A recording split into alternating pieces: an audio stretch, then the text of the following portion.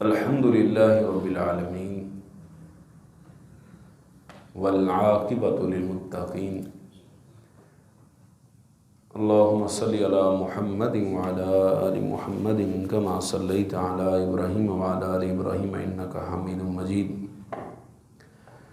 اللہم بارک علی محمد وعلی آل محمد کما بارکت علی ابراہیم وعلی آل ابراہیم انکا حمید مجید رب اشرح لی صدری ویسر لی امری واحلل عقدۃ من لسانی یفقہوا قولی۔ احرام کی حالت کے احکامات چل رہے ہیں۔ آج کا مسئلہ ہے تزویج المحرم۔ کیا احرام کی حالت میں نکاح کیا جا سکتا ہے؟ سیدنا عبداللہ بن عباس رضی اللہ تعالی عنہما اس حدیث کے راوی ہیں، بیان کرتے ہیں کہ ان نبی صلی اللہ علیہ وسلم تزوج میمونۃ وہو محرم۔ نبی علیہ الصلوۃ والسلام نے بحالت احرام حضرت میمونہ رضی اللہ عنہا سے نکاح کیا۔ امام بخاری رحمہ اللہ کا موقف تو یہی ہے کہ احرام کی حالت میں نکاح کیا جا سکتا ہے، لیکن جمہور علماء کا یہ موقف ہے کہ احرام کی حالت میں نکاح نہیں کیا جا سکتا۔ پھر اعتراض یہاں پہ یہ پیدا ہوتا ہے کہ جمہور علماء کے پاس کیا دلیل ہے، جبکہ بخاری شریف کی روایت ہے؟ تو اس کی صراحت دو اور حدیثوں میں ہے۔ حضرت عثمان رضی اللہ تعالیٰ عنہ بیان کرتے ہیں کہ نبی علیہ السلام نے فرمایا کہ محرم آدمی احرام والا نہ نکاح کرے نہ کرائے، حتیٰ کہ خطبہ نکاح بھی نہ دے، نکاح پڑھائے بھی نہ۔ اور خود سیدہ میمونہ رضی اللہ تعالیٰ عنہ بیان کرتی ہیں کہ نبی علیہ السلام نے جب مجھ سے نکاح کیا تو ہم دونوں احرام کی حالت میں نہیں تھے۔ عربی کا مقولہ ہے صاحب البیت ادری ما فی، کہ گھر والا گھر کے حالات کو زیادہ جانتا ہے۔ صاحب واقعہ جس کے ساتھ معاملہ ہوا ہے وہ کہہ رہے ہیں کہ ہم نے احرام کی حالت میں نکاح نہیں کیا، تو پھر یہ مسئلہ کیا ہے؟ تو یہاں پر علماء نے یہ فرمایا کہ سیدنا عبداللہ بن عباس رضی اللہ تعالیٰ عنہ کو وہم ہو گیا، ان کو اس واقعے کی اچھی طرح تصدیق کا پتہ نہیں چل سکا، اس لیے انہوں نے یہ کہہ دیا کہ احرام کی حالت میں نکاح کیا۔ اور بعض نے اس کا ایک اور معنی کیا ہے، وہ یہ کیا ہے کہ یہاں پہ جو لفظ ہے نا محرم، یہ معنی احرام والا نہیں ہے، بلکہ یہ ہے کہ حرم کے اندر نکاح کیا۔ احرام کی حالت نہیں تھی لیکن ہے حرم مکی کے اندر تھے تو وہاں پہ نکاح کیا۔ تو اصل اور صحیح موقف راجح یہی ہے کہ احرام کی حالت میں نکاح بھی نہیں کیا جا سکتا۔ اگلا مسئلہ ہے الاغتسال للمحرم، محرم آدمی کا نہانا۔ حضرت ابو ایوب رضی اللہ تعالیٰ عنہ بیان کرتے ہیں انہ قیل لہ کیف کان رسول اللہ صلی اللہ علیہ وسلم یغسل رأسہ وہو محرم، کہ نبی علیہ الصلوۃ والسلام بحالت احرام اپنا سر مبارک کس طرح دھویا کرتے تھے۔ تو ابو ایوب رضی اللہ تعالیٰ عنہ نے اپنا ہاتھ کپڑے پر رکھ کر اسے اتنا نیچے کیا کہ مجھے آپ کا سر نظر آنے لگا۔ پھر ایک شخص سے پانی ڈالنے کے لیے کہا، اس نے آپ کے سر پر پانی ڈالا تو انہوں نے اپنے سر کو دونوں ہاتھوں سے ہلایا، ہاتھوں کو آگے لائے اور پیچھے لے گئے اور کہا میں نے رسول اللہ صلی اللہ علیہ وسلم کو ایسے ہی کرتے دیکھا ہے۔ اگر تو محرم آدمی کے اوپر غسل جنابت لاحق ہو گیا ہے پھر تو بالاتفاق غسل کرنا جائز ہے، لیکن ویسے کہ ٹھنڈک حاصل کرنے کے لیے، تبرید حاصل کرنے کے لیے اس کے بارے میں اختلاف پایا جاتا ہے، تو بہتر یہی ہے کہ وہ غسل نہ ہی کرے۔ جو ایک احرام باندھ لیا ہے اس کی پابندیوں کو وہ برقرار رکھے۔ اگر جنابت لاحق ہو گئی ہے پھر تو کوئی مسئلہ نہیں ہے، پھر تو وہ نہا سکتا ہے۔ اگلا مسئلہ ہے دخول الحرم و مکہ بغیر احرام، مکہ اور حرم میں بغیر احرام کے داخل ہونا۔ عن انس بن مالک رضی اللہ عنہ ان رسول اللہ صلی اللہ علیہ وسلم دخل عام الفتح وعلی رأسہ المغفر، کہ رسول اللہ صلی اللہ علیہ وسلم جب فتح مکہ کے سال مکہ میں داخل ہوئے تو آپ کے سر پر ایک خود تھا جو حفاظتی بند ہوتا ہے، جس کے ذریعے سر کو بچایا جاتا ہے کسی قسم کے نقصان سے۔ فلما نزعہ، آپ نے اسے اتارا تو جاء رجل، ایک آدمی آیا، فقال ان ابن خطل، ابن خطل متعلق باستار الکعبہ، وہ کعبہ کے پردوں سے لٹکا ہوا ہے، غلاف کعبہ سے لٹکا ہوا ہے۔ فقال اقتلوہ، آپ نے فرمایا کہ اس کو وہاں پر بھی قتل کر دو۔ ابن اختل یہ کافر تھا، مشرک تھا، اور اس نے مسلمانوں کو بہت ہی نقصان پہنچایا تھا، بہت ہی اذیت پہنچائی تھی۔ اس کے گناہ، اس کا جرم اس حد تک سنگین تھا کہ یہ بیت اللہ کے غلاف کے ساتھ جا کے لٹک گیا، اپنے آپ کو اس کے ساتھ لپک گیا۔ آپ نے فرمایا یہ کعبہ کے غلاف کے ساتھ بھی لٹکا ہے تو اس کو قتل کر دو، اس کو کوئی معافی نہیں۔ پتہ چلتا ہے کہ بعض لوگوں کے جرائم ایسے ہوتے ہیں جو ناقابل معافی ہوتے ہیں، ان کی معافی کوئی نہیں ہوتی۔ یہاں پر میں ایک اور چیز ذکر کروں، بعض لوگ اسلام کی سزاؤں کے متعلق بڑا اچھلتے ہیں، اچھلتے کودتے ہیں مینڈکوں کی طرح، وہ کبھی یہاں چھلانگ مارتے ہیں، کبھی وہاں چھلانگ مارتے ہیں، اور اعتراض کرتے ہیں جی اسلام کی سزائیں بڑی وحشیانہ ہیں۔ جی یہی وجہ ہے کہ جو عالمی حقوق کی علمبردار ہے وہ عالمی انسانی حقوقوں کے علمبردار نہیں ہے، منافق ایک نمبر کے اکٹھے کیے ہوئے۔ شام کے اندر بھیڑا گرک کر دیا گیا، وہاں کوئی نہیں بولا، ہاں جی، اور عراق کے اندر وہاں پر نیست و نابود کر دیا گیا، آباد کے آباد شہر کو کھنڈرات کی شکل میں تبدیل کر دیا گیا، ان کی غیرت نہیں جاگئی۔ اور جہاں پہ کتا بھی مر جائے وہاں پہ یہ بڑے ہی ان کی غیرت جاگتی ہے، اور ان کو یہ نظر آتا ہے کہ جانوروں پہ بڑا ظلم ہو رہا ہے۔ بہرکیف یہ ان کے منافقت ڈکی چھپی نہیں ہے ہر بندے کے سامنے۔ تو عرض کرنے کا مقصد یہ ہے کہ اسلام کی سزائیں وحشی نہیں ہیں، اسلام کی سزائیں وحشیوں کے لیے، سزائیں وحشیانہ نہیں، یہ وحشیوں کے لیے۔ دیکھیں آپ ایک نارمل زندگی گزار رہے ہیں، کبھی آپ نے سنا ہو کہ ایک آدمی نارمل زندگی گزارتے گزارتے اسلام اسے کہ پکڑو اس کو، اس کا ہاتھ کاٹ دو، اس کی گردن اتارو، اس کو کوڑے مارو؟ نہیں، اس کا جرم ایسا ہے۔ آپ کو پتہ ہے یہ ہاتھ ہے نا، اگر انسان بلا وجہ کاٹ دے، میرا یہ ہاتھ کو بلا وجہ کاٹ دے تو اس کو جرمانہ ہے، وہ 10 اونٹ دیت کے طور پر دے گا۔ لیکن یہی ہاتھ اگر چوری کرتا ہے، کسی کا مال ناحق اٹھاتا ہے، جس بندے نے صبح سے لے کر شام تک محنت کی، خون پسینہ ایک کیا، اب میں آیا اور مال اٹھا کے اس کا لے گیا، اب اس ہاتھ کی شریعت میں کوئی وقت نہیں، کوئی قدر نہیں ہے، شریعت کہتے ہیں اس کو کاٹو۔ تو کیا یہ خلاف؟ ایک بندہ صبح سے لے کر شام تک محنت کر رہا ہے، مجھے کس نے اختیار دیا ہے کہ میں اس کا مال اٹھا کے لے لوں؟ لہذا اس ہاتھ کو کاٹ دینا چاہیے، اس کو ساتھ رہنے کا کوئی حق نہیں۔ ایک آدمی، ایک پاک دامنہ عورت زندگی گزار رہی ہے، اس کے بیوی اور اس کا شوہر ہے، اس کے بچے ہیں، اس کے اہل خانہ ہیں، کوئی اٹھ کے اس کے اوپر تہمت لگا دے کہ یہ عورت 2 نمبر ہے، اس کے بعد اس کو کوئی پروف بھی نہیں، کوئی ثبوت بھی نہیں۔ اب شریعت کہتی ہے کہ تم نے اس کی عزت کو تار کی ہے، تم نے اس کی عزت کو نیلام کیا۔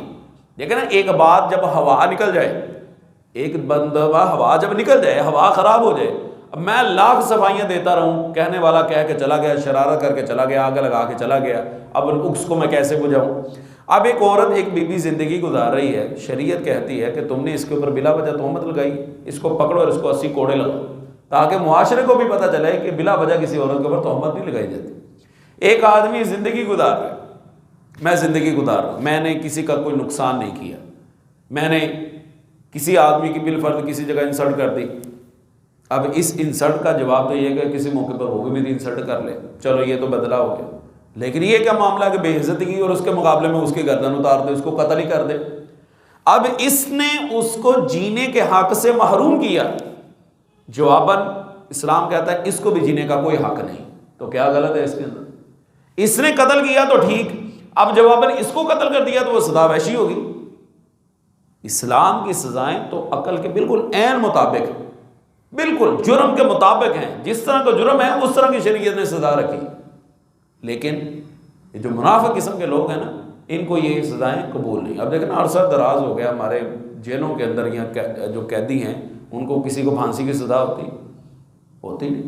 ہمارے استاد ہیں شیخ الحدیث حافظ مسعود عالم صاحب حفظہ اللہ، ہم نے نا ایک مرتبہ ان سے دوران طالب علمی سوال کیا، استاد جی کبھی آپ نے ادھر سنا ہے کہ سعودی عرب کے اندر گردنیں اتارتے ہیں، تو آپ نے کبھی کسی کی گردن اتارتے دیکھا؟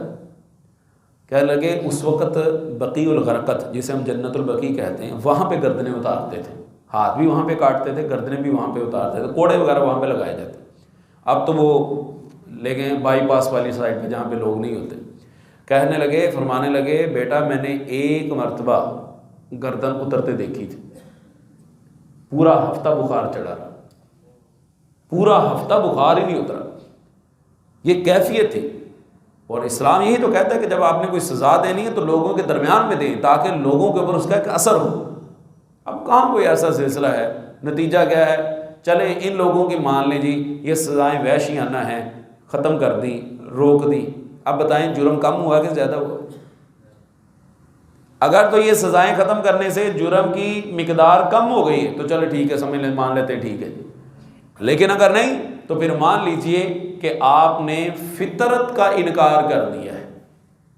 آپ نے فطرت کا انکار کر دیا، نتیجہ جوتے کھا رہے.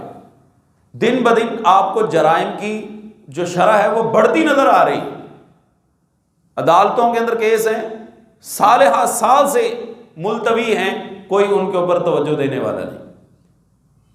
دین اسلام کے اندر جب جرم ثابت ہو گیا فوری طور پر اس کا اپلائی کرنا ہے، اس کی تنفیذ کرنی ہے، اس کا اطلاق کرنا ہے اور اس کی سزا اس کو منطبق کر دینا ہے، اس کا ہاتھ کاٹ دینا ہے تاکہ معاشرے کے لوگوں کو خبر ہو جائے. لیکن یہاں کوئی ٹینشن والی بات ہی نہیں ہے، کوئی پریشانی نہیں. مجرم کو 99.99% یہ یقین ہے کہ مجھے کچھ نہیں ہونا. اب دیکھیں وہ سر عام آ کے ہمیں اللہ معاف فرمائے لوٹ کے لے جاتا ہے، ہمارا موبائل چھین کے لے جاتا ہے، ہمارے پیسے چھین کے لے جاتا ہے، ہماری موٹر سائیکل لے جاتا ہے، ہماری گاڑی لے جاتا ہے. ہم بھی بس، ہم کچھ کر ہی نہیں سکتے.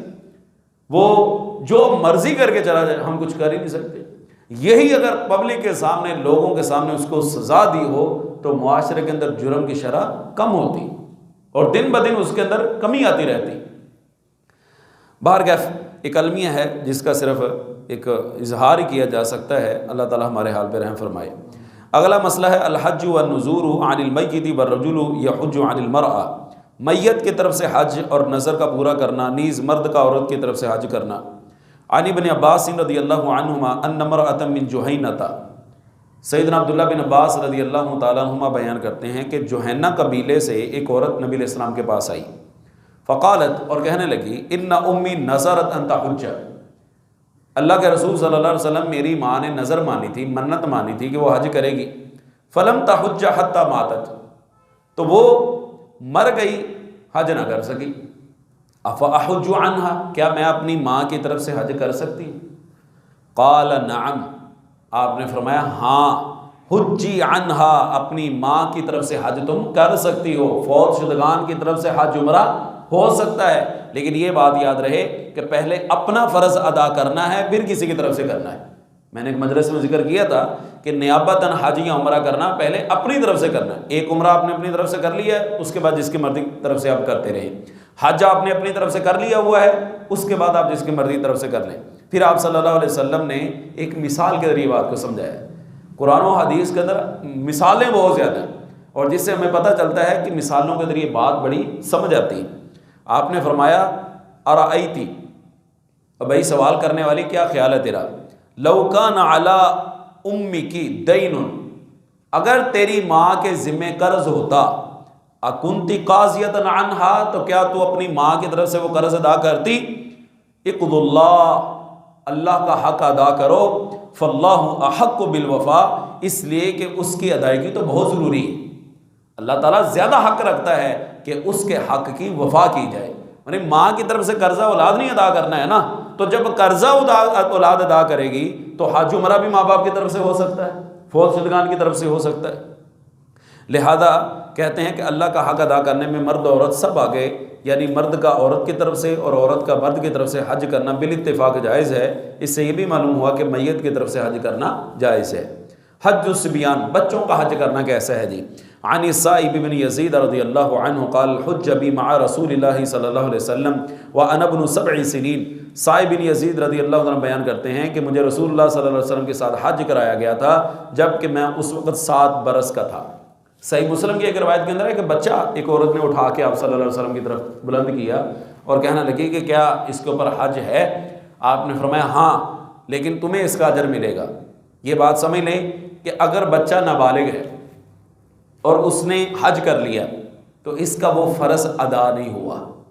جو اس کا فرض ایک مسلمان کے ذمہ ہے نا حج کرنا، وہ ادا نہیں ہوا۔ جب یہ بالغ ہوگا، بالغ ہونے کے بعد دوبارہ حج کے لیے جائے گا، پھر اس کا فریضہ ادا ہوگا۔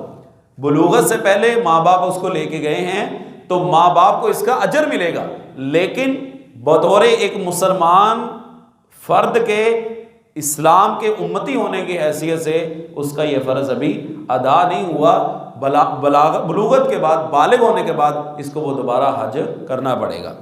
اگلا مسئلہ ہے جی عورتوں کا حج کرنا، یہ انشاءاللہ کل کے مجلس میں اس کو ذکر کریں گے۔ آج کے لیے ہم اتنا ہی اکتفا کرتے ہیں۔ سبحان ربک رب العزت عما یصفون وسلام علی المرسلین والحمد للہ رب العالمین۔